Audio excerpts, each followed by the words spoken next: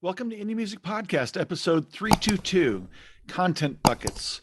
Indie Music Podcast now has a Patreon at patreon.com/indie_musiccast, and we invite you to become a member for exclusive benefits. For next to nothing per month, you can get members-only podcast video, early access to upcoming episodes, merch, and more. This morning, Matt and I get together for coffee and talk about content management for musicians and audio professionals. Enjoy the show.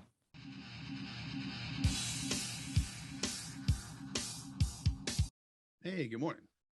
Hey, good morning. How are you? How's my level? Better now. It's good. It's good. How about mine? Yeah, it's good. You sound a little high passed. High passed. Okay. Like, where's the beef, man? Where's the beef? I mean, I can add that in post. It's fine. But how about this now? I did have one change, but that's a little better.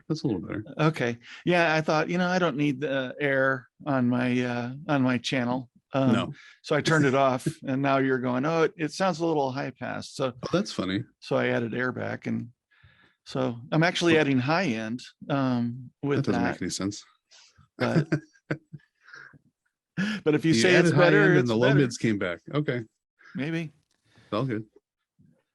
Not much different here. Just had a new world clock cable, and which was the root of my problem.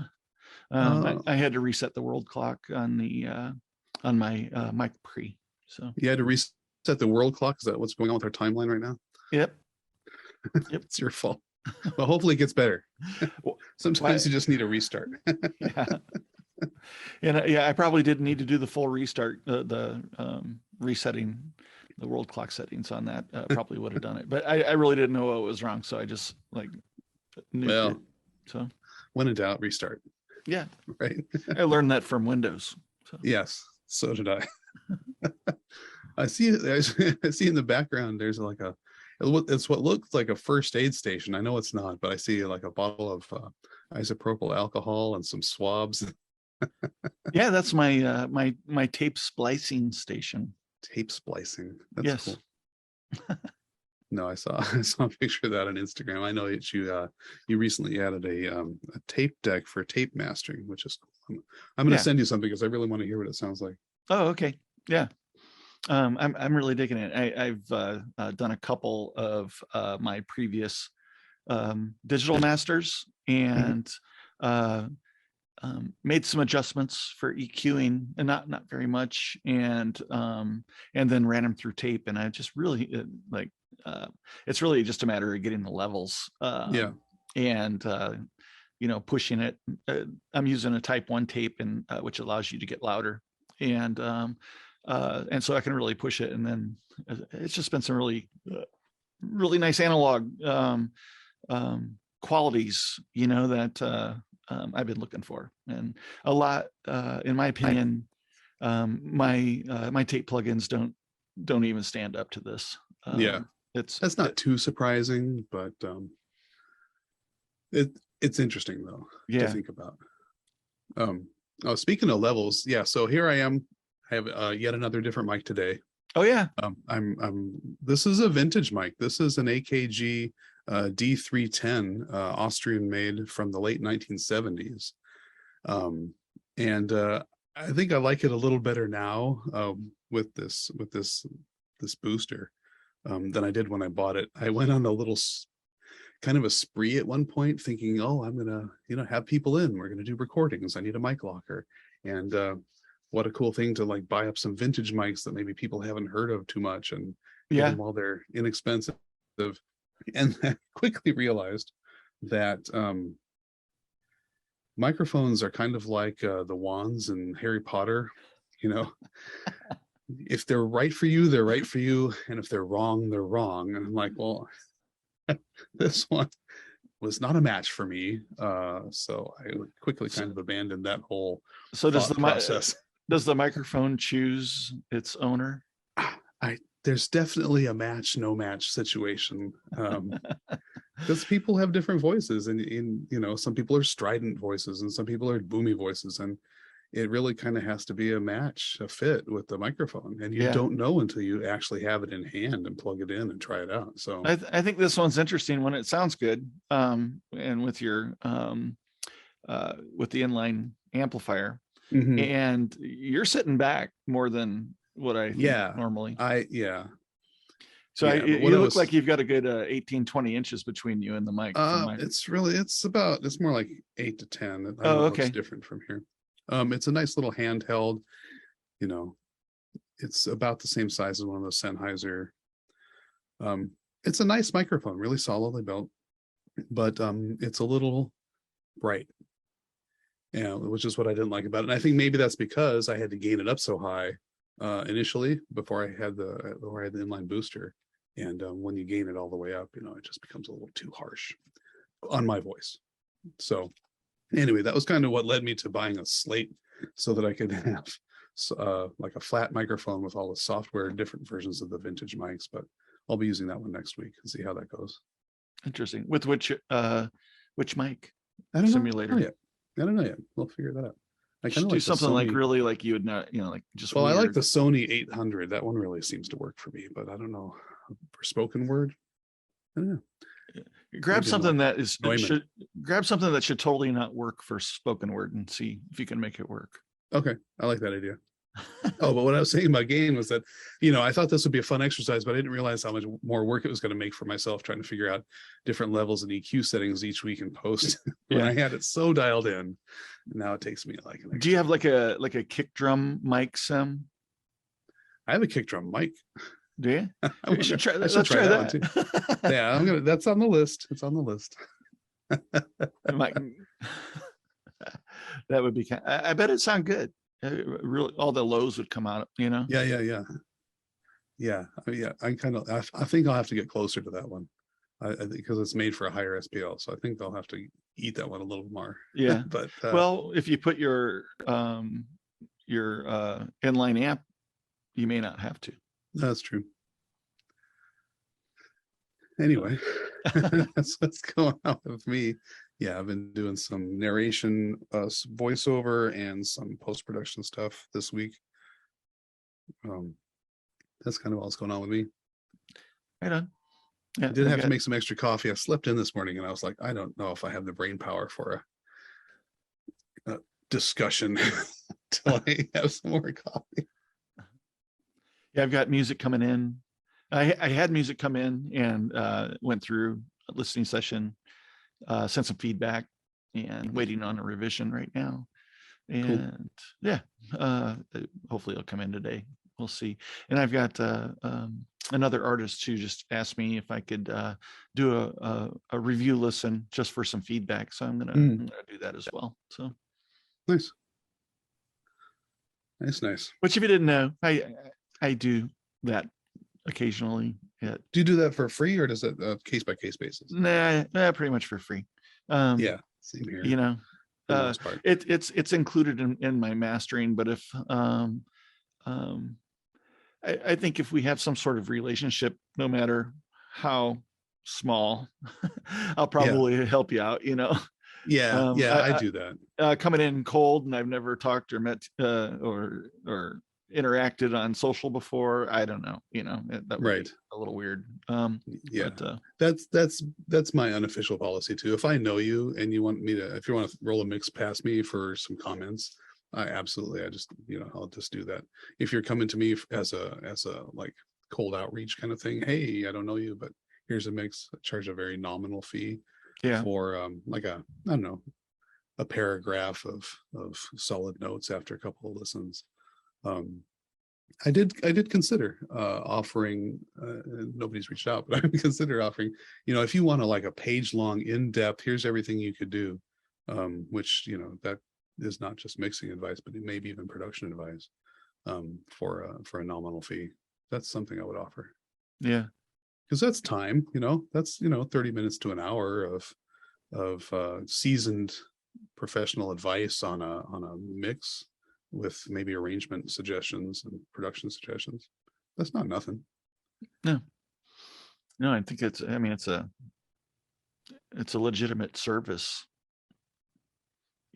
But I just always roll that up into everything else that I do. I don't usually if part it somebody's out. paying me for mixing, I just, they get that anyway included. What kind of coffee are you drinking today? I made up some Turkish coffee because this is my second cup. So I'm like, you know what? I'm just gonna. I need to wake my brain up. Sumatra. Okay. It's pretty much always Sumatra, unless it's espresso. So, yeah, I just every time I go try something else, I'm like, I'd really rather have Sumatra. So, I'm not really sure what I have. I have to check. I know what I like, but I never really look at what it is. Yeah. It's from the San Francisco Coffee Roasting Company. Oh, nice. Yeah, that's one thing I miss. When I lived in the Northwest, there were local coffee roasters. And so I used to go down and actually get coffee and, buy beans from local roasters. That was awesome. Yeah. And you could give them like kind of custom orders, if you bought like at least a couple pounds of coffee, right, and they would roast it to your specs, a little bit extra money, but it was fun, to be able to do that and support locals and stuff. Yeah, San Francisco has a couple of places like that. I like this because it's just like a real dark, oily roast, and I like that for my morning espresso. So you had a topic that I like, since my technical difficulties trying to start up, I didn't get a chance to review. And I have no idea how to segue into it. So I was going to say, we got rain coming. So yeah. I'm going to get my buckets prepared. That was kind of stupid. So anyway, so I had this idea, and that it didn't really come up in the chat yesterday, but it was kind of tangentially related. And it's the idea that, all of us, creators, freelancers, musicians have to be online all the time, or feel like we have to be online all the time, building an audience and creating content that is kind of like content marketing. It's like tells people about you, who you are, what you're about. Here's my music, here's this. And you're supposed to show up constantly, weekly, daily, whatever. Have you heard this thing that you're supposed to like post 3 TikToks a day, which I think is like, that's a full-time job. Are you kidding with me? Yeah. Anyway, just the idea that you're supposed to be producing content all the time. And at some point you kind of tap out, as you know, of ideas. And you're like, well, I can't think of anything like, podcast topics, right? And the suggestion I had, I believe it's from Graham Cochran, Graham Cochran of the Recording Revolution, and now Graham Cochran Consulting or business coaching or whatever. And his idea is so simple and so obvious, but I think that people don't do it. And I know that even we don't really do it, and we should do it. Or if we do it unconsciously. But if you do it consciously, it just makes things so much easier. And that is to kind of think of it as content buckets. And the buckets are kind of like categories, right? So for a podcast like ours, for instance, where our audience is, independent musicians and other audio professionals, as we say in our tagline, our content buckets would be, one bucket would be interviews, right? Another bucket would be mastering. Another bucket would be mixing. Another bucket would be recording. And then you can like come up with topics for each one of those buckets and then cycle through them so that it always feels like fresh, but it always also feels on brand. You know what I mean? Yeah. Because otherwise you get stuck in a rut, and then you kind of tap out on one area of your content, and then you feel like you run out of ideas, but you haven't realized that, I have these other areas. Like if you're a musician, one bucket could be, behind the scenes of your tour. One bucket could be behind the scenes of your recording. One bucket could be, here's a demo of a song, you know what I mean? One bucket could be fan interactions. I mean, whatever suits your style and your, I guess, brand, for lack of a better word, and what you think your audience would enjoy. But it's a way of kind of not siloing, but categorizing areas that you can create content in, and then you don't run out of ideas, or you don't tap out of one area too much, and it keeps it fresh, and it keeps you, within the realm of what you want to be producing for your audience. And it just really helps kind of alleviate that stress of what do I create next? You know what I mean? Yeah. And I think I have that, not in a formal sense, but there's things that that I could categorize, and in what I do, but I think that what I would end up with is what I end up with now, and that would be one bucket that has something in a bunch of empty buckets. Right. And so I would just transfer the problem from in my head to to an organized sense of, I already knew that. I don't have anything going on right here right now, but I've got this. I don't have enough content to really feel like I need to organize it better. Now, maybe the podcast here, I think those are good ideas, and we could, because those, we could use Trello buckets, and right. And I have done that under my Trello. Yeah, and we could go boom, boom, boom, and have different cards for, what are they? What's the level above a card? Is that a workspace? I can't remember. Yeah, I think it's a workspace. Well, the workspace is everything, and then you've got the list. You've got the lists, and then you've got cards in the list. Is that right? Okay. And so you could, your list would be a bucket, and then your cards would be your content ideas, and you could further develop inside the cards if you wanted. Yeah, Trello is a perfect way to organize that. Yeah.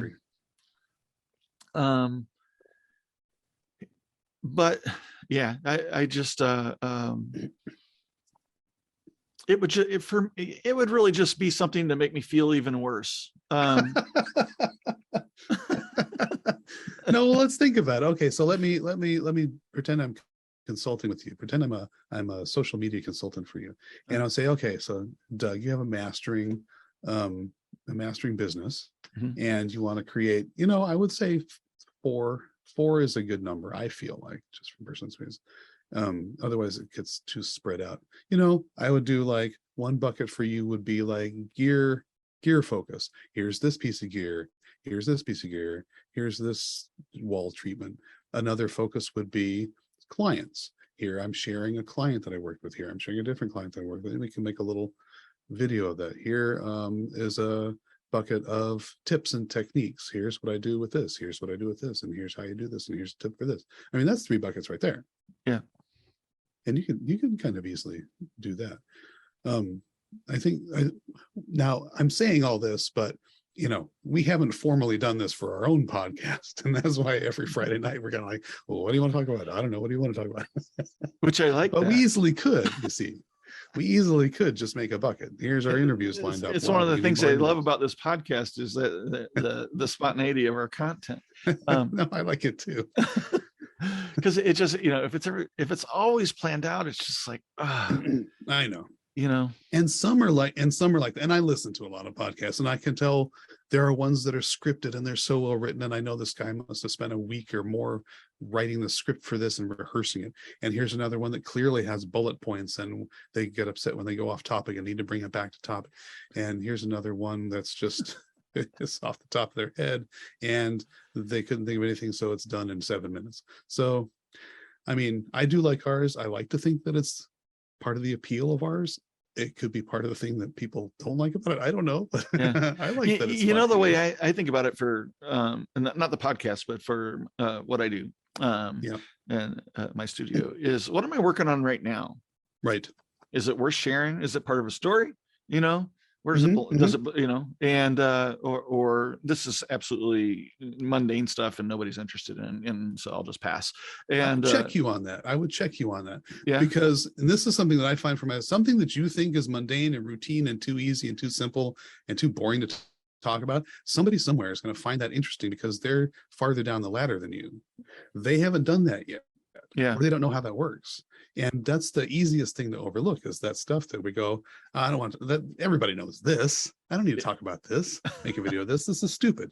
And then somebody somewhere goes, thank you so much for sharing this. I had no idea that this is how this was done. And you go, oh, I reached somebody today. And that can make your whole week.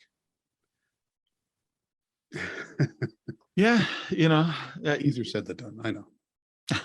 and then how do you, some things, the problem is how to present them, because some things aren't really visual, you know, and all the social stuff, if you just talk about it but you don't share some kind of visual aspect about it, nobody will ever see it. It doesn't hit the algorithm, because you've got to have an image or a video, which is but if you just post text on a post in Twitter or Facebook, you can't do that on Instagram.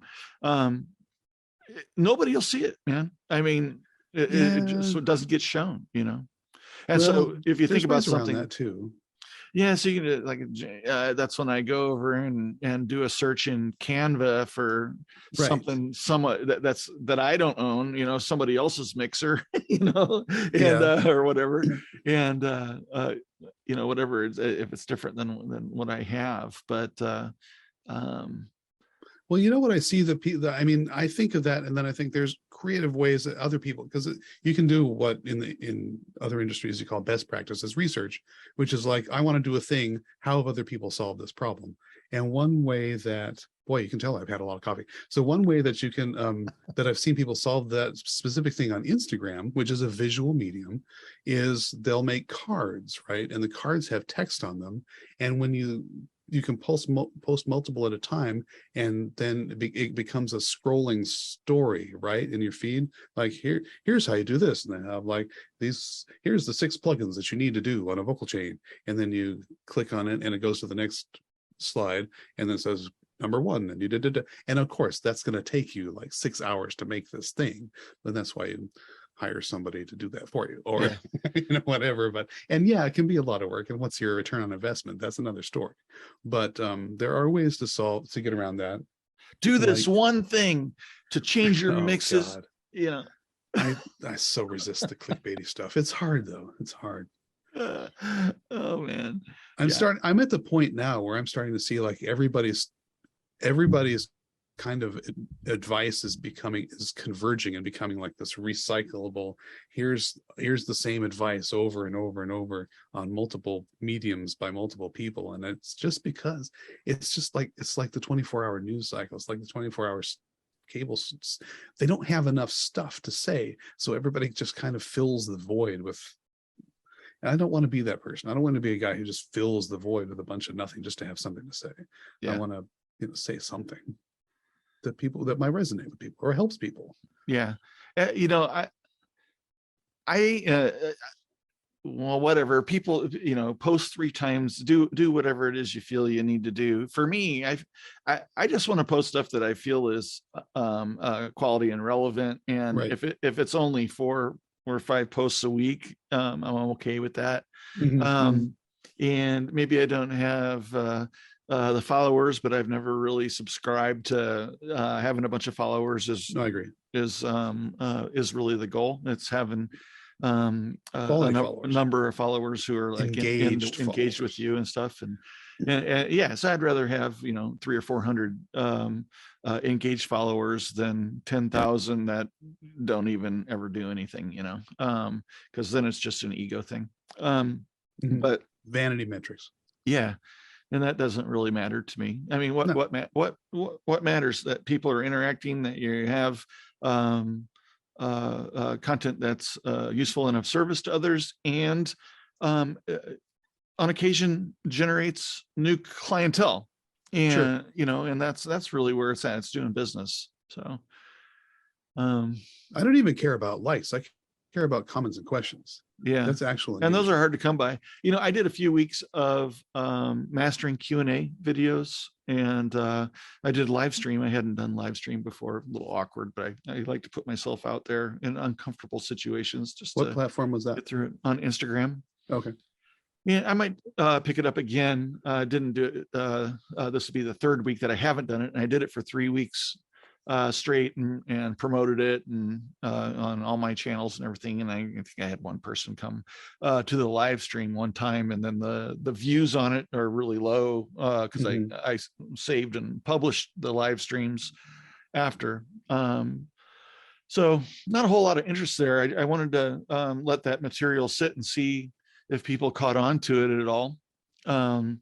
Well, that's And kind of the whole showing up thing. I remember when I first started my Twitter chat, and I was sweating, just nervous about, how am I going to do this? Who's going to show up? And da, da, da. And like the first 3 times I did it, like I was basically talking to myself. And then after that, I had to be prepared to be the only one there and just kind of tweet for an hour on a topic, expecting that nobody would come. Eventually, people kind of picked it up and came, but now I have people who apologize if they're not there. yeah, I mean, it took a while. yeah, and I know that too. And so I prepared my material to present, as if, I was in front of a crowd that was just there to listen, with the hopes that it gets some questions, because questions are good. They make it easier to fill in the time and make it more useful and valuable, with the interaction. And if someone has a specific question, that's always great, because then you can really deal, almost a one-on-one that's valuable to others, because it's a recorded media, so I like that. But I might do it some more, but it was a lot of work, It's a lot of work, and it's time spent, and you sit there the whole time wondering what the return on investment is worth it. But you know what that's analogous to, just occurred to me, is it's analogous to the band that's playing to an empty room, or the room with like just the girlfriends. It's analogous to that, but eventually, and that's practice. Practice. It's exactly what it is. It's practice. And you get better, and word of mouth starts to spread, and eventually people start showing up, and eventually you can have a cover charge, and eventually, you know what I mean? But everybody starts playing to an empty room. Yep. Okay, so let's take that a step further. You play to an empty room, but you have somebody film it. Now you have a film of your recording, and you can take that and chop that up into different pieces of content. Now you have a content bucket of you loading in. Oh, hey, here's us loading in. It's behind the scenes. Oh, hey, here's a snippet of our latest song. And you can put that out you can put the whole song on YouTube. You can put 1 minute of it on TikTok or Instagram. Mm-hmm. You can tweet out a link to it. I mean, you can mix in like applause. You can totally post-production, mix in crowd noise. The crowd was going wild. But that's another thing about the content buckets, is you can go, okay, how can I repurpose this? How can I take this one thing and use it multiple places? I understand this is all starts to feel like a full-time job, and why are you doing this? But you do kind of have to go, okay, who's my audience? What am I doing this for? What am I trying to gain by this? And it's not just attention, and it's not just virtual accolades or vanity metrics. It needs to be for something. And I think part of it is for awareness, right? Because you want to bring in clients or fans if you're a musician. And part of it is, I think, to kind of service the community.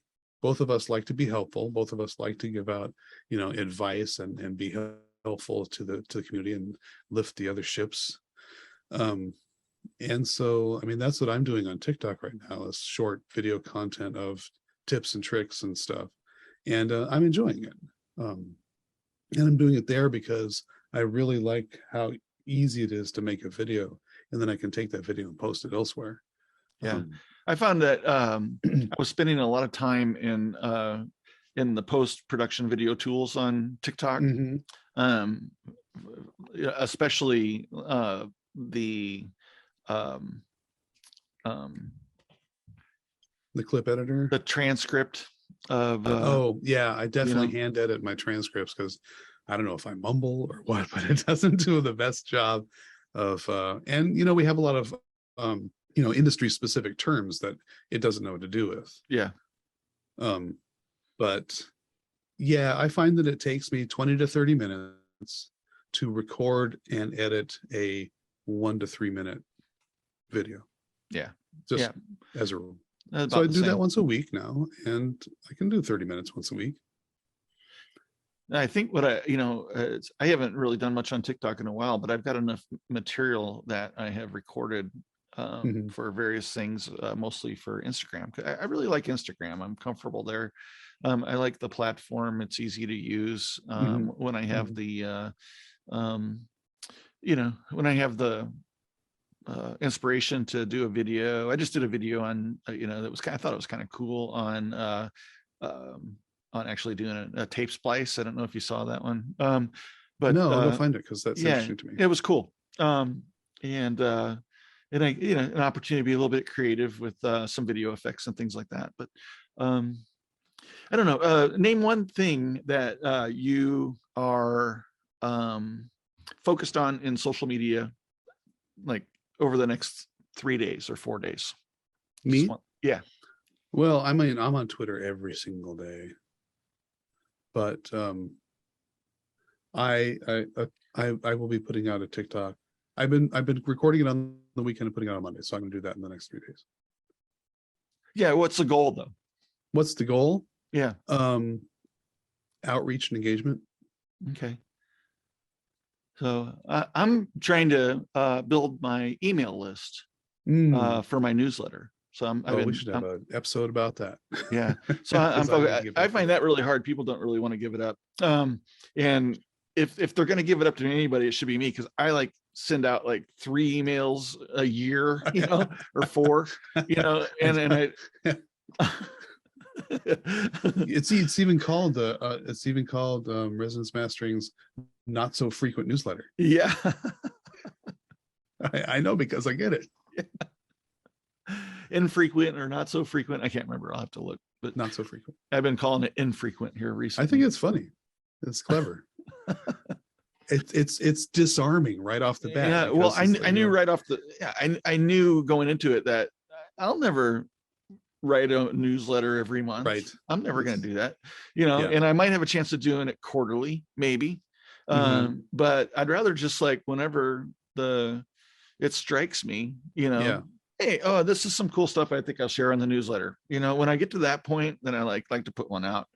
Cool thing, I added a neat little thing to my website. So if you go there and you just hang out a little bit, or scroll down, checking out material, you'll end up getting a little, hey, you want to subscribe to the newsletter thing, which is cool. I'm gonna go visit and check that out. I am well overdue for a newsletter. I thought, and a lot of this to me comes back to process. I mean, I tried TikTok, and I didn't really get it, and I kind of burned out on it, and I let it go for 3 or 4 months, and then I was doing something else, and then boom, I came up with a process. And now that I have a process, it's super easy. And I think that's part of the whole thing, is you need to build yourself a process for doing these things that you want to repeat, even writing a newsletter. It's harder when you do it less frequently, because you have to kind of remember the process or refer to your notes or whatever. Yeah. The thing is, I run across so many engineers, people mastering or mixing or whatever, and they're turning it into a comedy show, and it's not what I'm about. And and I know people like that. That's cool, and it's entertaining, and that's why they're doing it, because it is entertaining, and that stuff follows. But exactly. I like to have fun, and whatever, and laugh and joke or whatever, but I don't want to stand up and be a comedian or sure.